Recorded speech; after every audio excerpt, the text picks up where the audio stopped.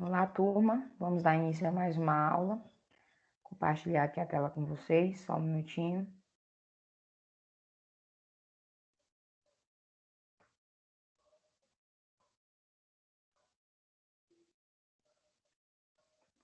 Hoje a gente vai falar um pouquinho sobre os tipos de resumo, tá? Os resumos também são considerados trabalhos científicos, e eles são trabalhados de pelo menos duas formas na graduação. Então, a gente vai ver um pouquinho mais aqui à frente como é que isso funciona. O que é resumo? É uma forma reduzida de informação. Esses conceitos aqui que a gente está fazendo a leitura são todos conceitos de lei, tá? A comprovação de que houve efetivamente compreensão da informação a que o sujeito foi exposto é resultante de uma capacidade que constitui uma habilidade mental própria do ser humano, acionada pelo armazenamento de informação. Então, resumo é uma forma, como está dizendo aqui no início, reduzida, é uma forma mínima de você explicar o que contempla o seu trabalho ou algo que você tenha lido, que você queira sintetizar, que você queira deixar de um tamanho bem menor para facilitar a vida do leitor, para que ele tenha uma compreensão ou do que ele vai ler mais à frente, ou para que ele tenha uma interpretação daquilo que você leu anteriormente. Aqui nós temos mais dois conceitos. Numa perspectiva mais cognitiva, resumir seria depreender as sequências maiores do tema global de um texto base e realizar o processo mental de sumarização das informações, através do uso de macro-regras, apagamento, substituição, generalização e construção. Então, ó, eu tenho algo que é extenso e eu vou sintetizar. Foi o que eu falei anteriormente. É eu ter a capacidade de esmiuçar, de deixar bem menor e mais atrativo algo que o leitor vai ter que observar mais à frente, vai ter que fazer uma leitura mais aguçada futuramente. O resumo é, pois, uma redução do texto original, procurando captar suas ideias essenciais na progressão e no encadeamento que aparece no texto. Então, ó, reduzir um texto original, um texto que já era bem extenso, eu deixo ele bem menor, para facilitar a vida de quem vai ler. Exemplificando, preste atenção aqui nesse texto. Leonardo Boff inicia o artigo A Cultura da Paz, apontando o fato de que vivemos em uma cultura que se caracteriza fundamentalmente pela violência. Diante disso, o autor levanta a questão da possibilidade de essa violência poder ser superada ou não. Inicialmente, ele apresenta argumentos que sustentam a tese de que seria impossível, pois as próprias características psicológicas humanas e um conjunto de forças naturais e sociais reforçariam essa cultura da violência, tornando difícil sua superação. Mas, mesmo reconhecendo o poder dessas forças, Boff considera que, nesse momento, é indispensável estabelecermos uma cultura da paz contra a violência, pois esta estaria nos levando à extinção da vida humana no planeta. Segundo o autor, seria possível construir essa cultura pelo fato de que os seres humanos são providos de componentes genéticos que nos permitem sermos sociais, cooperativos, criadores e dotados de recursos para limitar a violência e de que a essência do ser humano seria o cuidado, definido pelo autor como sendo uma relação amorosa com a realidade que poderia levar à superação da violência. A partir destas constatações, o teólogo conclui, incitando-nos a despertar as potencialidades humanas para a paz, construindo a cultura da paz a partir de nós mesmos, tomando a paz como projeto pessoal e coletivo. Então, preste atenção. Aqui nós fizemos, nós não, alguém, né, fez esse resumo baseado no artigo de Leonardo Boff, que tem como tema a cultura da paz. Então, ele sintetizou aqui, ó, em um parágrafo apenas, que vale ressaltar também que os resumos são parágrafos justificados, tá? Então, ó o que é que ele coloca aqui. Referência ao autor do texto, ele começa falando quem foi que fez esse texto. Aqui, tese do texto resumido, tá? Aqui onde está sublinhado. menção ao texto resumido, ele usa o nome aqui do texto que ele utilizou, no caso foi um artigo. Aí, argumentos apresentados pelo autor do texto resumido para defender sua tese. Então, a gente faz o resumo do que a gente leu contemplando o pensamento do autor, tá?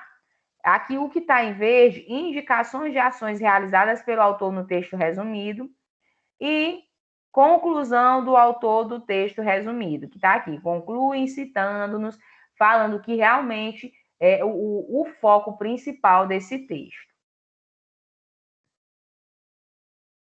Aí vamos falar de alguns tipos de resumo.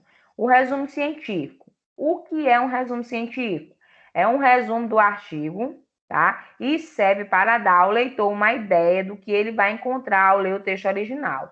Esse resumo científico, ele também vem lá na frente das nossas monografias, das nossas propostas.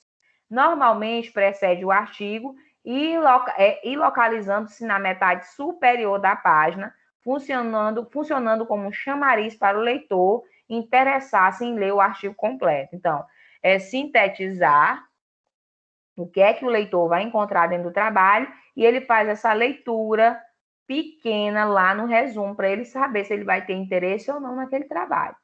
Como deve ser constituído? Contextualizar a pesquisa, tá? Isso aqui é tudo que deve ter dentro de um resumo. Justificativa, objetivo, por que o estudo foi realizado, o que se deseja alcançar ao final do trabalho. Perspectiva teórica, que conceitos, tá? Que conceitos ou são centrais ao trabalho. A metodologia, como o estudo foi realizado, os resultados, que resultados foram obtidos e a conclusão, qual a significação desses resultados para a área. O limite de palavras, caracteres a ser utilizado é definido pelo periódico ao qual será submetido o artigo. Entretanto, a capacidade de síntese é importante. A gente vai ver mais na frente, mas eu já vou adiantar para vocês que, em média, um resumo ele só tem, no máximo, 500 palavras, tá? Não passando disso, porque senão ele fica muito extenso. Aí aqui tem outro exemplo que eu trouxe para vocês. Fazer resumo, mas como? Esse aqui é um texto de Elisa Cristina Morim Ferreira, da Universidade Federal de Campina Grande. Então tá aqui, ó. Resumo.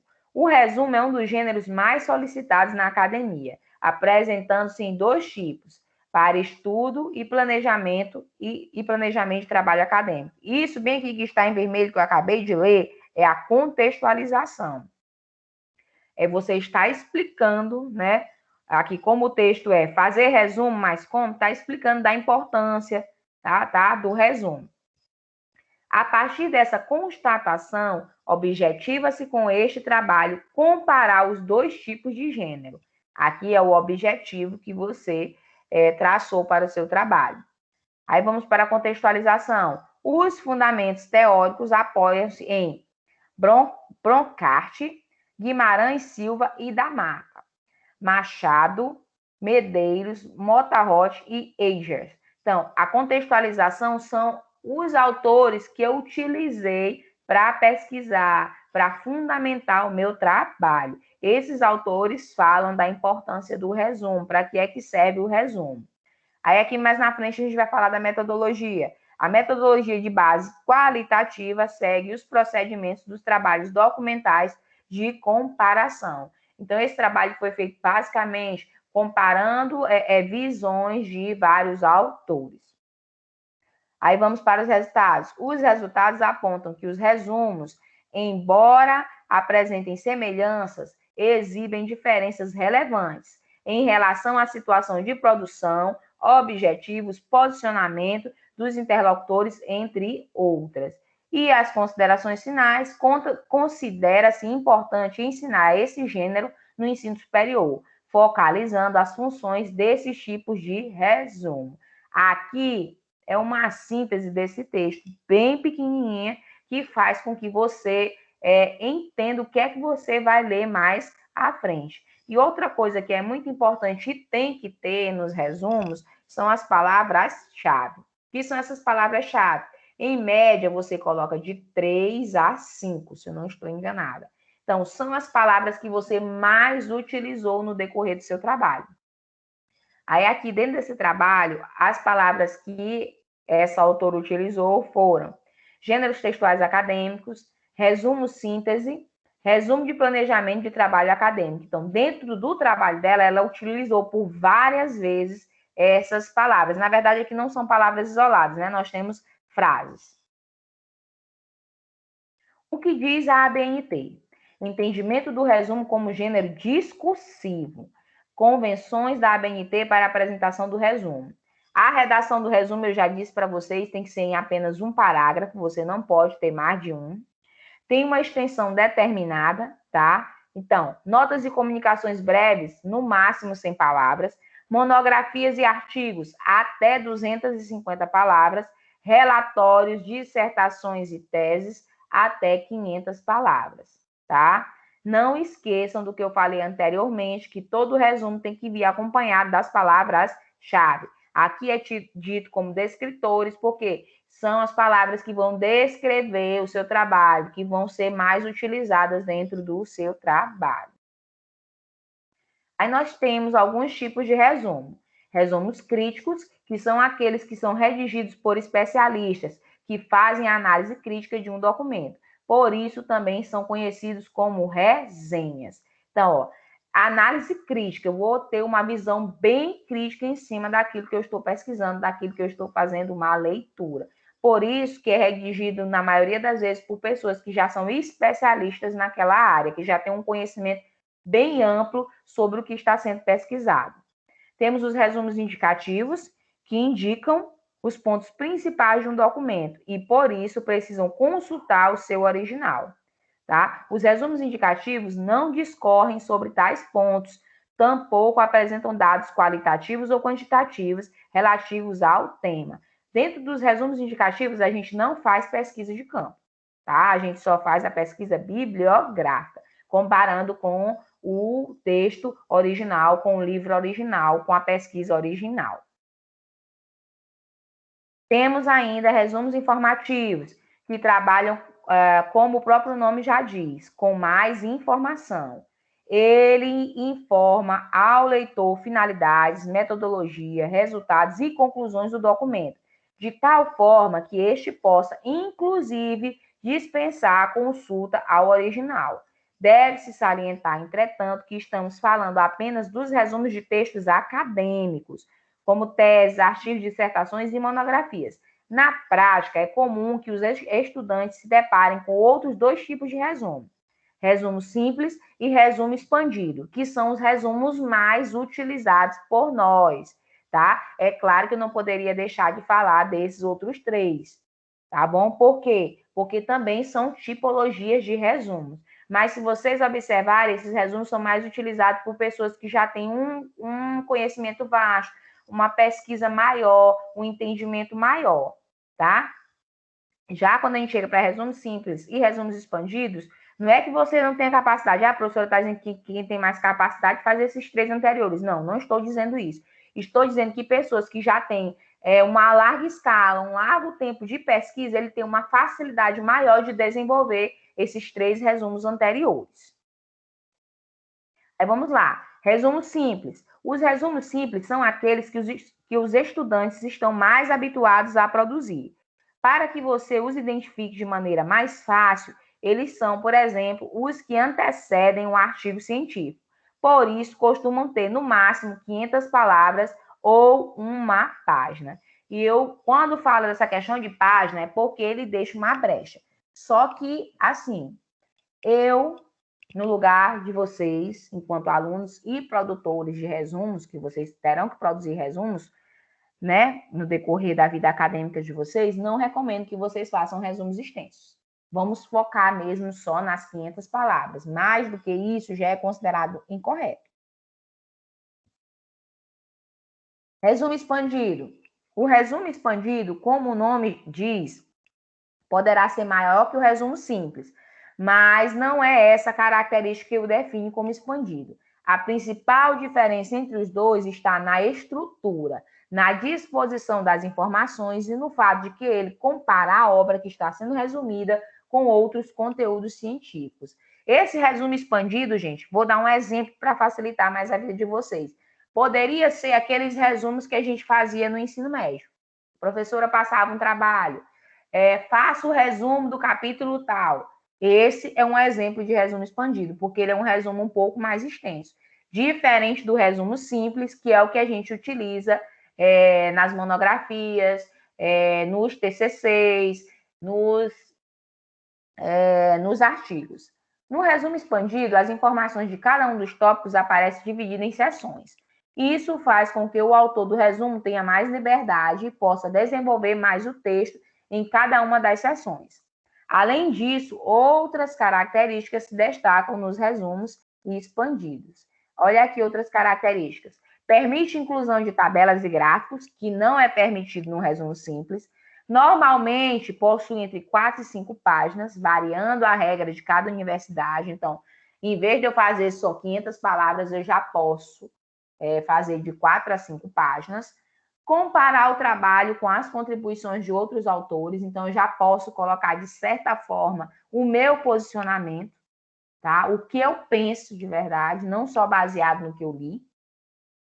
Conteúdo estrutural tem título, autores, resumo, palavras-chave, introdução, metodologia, resultados de discussão, conclusões, agradecimentos e referência. Tudo isso dentro do resumo expandido. Aí aqui nós temos as normas da ABNT para resumos simples. O resumo deve variar entre 100 e 500 palavras, dependendo do tipo de trabalho e de suas exigências específicas, todas em um único parágrafo. Gente, aqui eu já estou falando de resumo simples, tá? Nesse caso, algumas instituições têm especificidades. Se a FEMAF tiver um guia voltado para a questão da produção dos trabalhos acadêmicos, vocês terão que se orientar por este guia. Isso vocês terão que ver futuramente quando vocês forem produzir a monografia de vocês. O texto deve estar redigido na terceira pessoa do singular, com o verbo na voz ativa. Por exemplo, este trabalho apresenta uma análise sobre a situação política do Brasil. Verificou-se que, diante do cenário de incertezas, e aí prossegue. Não utilize eu. Não vamos viver o individualismo na produção de trabalhos acadêmicos. Na produção de trabalhos acadêmicos, a gente sempre usa a terceira pessoa do singular. Ele fez aquela pesquisa. Eu estou fazendo a leitura da pesquisa dele. Tá? A produção é minha, no entanto, eu estou fazendo ela baseada na produção de alguém. Evitar abreviações e não utilizar referências bibliográficas. Conter 3 palavras-chave, ao final separadas por ponto e vírgula, ou também pode ser só o ponto final na frente de cada palavra, tá? A gente não recomenda que se use citação dentro de resumo. Não é correto, tá? Resumo é só uma produção sua, baseada na leitura que você fez, sem utilizar citação. Estrutura do resumo simples. Então, o que é que vai conter um resumo simples? Os resumos devem conter necessariamente os pontos a seguir, respeitando a ordem estabelecida. Vamos lá. Introdução. Isso dentro do texto, gente. Pelo amor de Deus, vocês não vão colocar resumo, aí a palavra introdução, a palavra objetivo, metodologia, resultado e conclusões. Não. Vocês vão fazer um texto que contemple uma pequena introdução, que tenha os objetivos, porque, por exemplo, quando você vai produzir a sua monografia, antes de produzir ela, você tem que entregar o seu pré-projeto. E lá no pré-projeto tem tudo isso daqui. Então, você ainda vai sintetizar mais ainda no resumo. Colocar os objetivos, tá? Ou objetivo. Metodologia ou material e método que você utilizou, ou que você vai utilizar no decorrer do seu trabalho. Resultados parciais, se você não conseguir concluir, ou os resultados concluídos, né? Se você chegou a um fim de verdade no seu trabalho. E conclusões ou considerações finais, ainda dentro do resumo. E para finalizar a aula, aqui nós temos mais uma atividade. Leia o texto do link abaixo e desenvolva um resumo simples. Então, vocês vão fazer a leitura do texto que vai estar aqui nesse link, tá? e vocês vão fazer um resumo simples de 100 a 500 palavras, justificado, tá? Justificado, e em apenas um parágrafo. Então, a nossa aula termina aqui e até a próxima. Um abraço.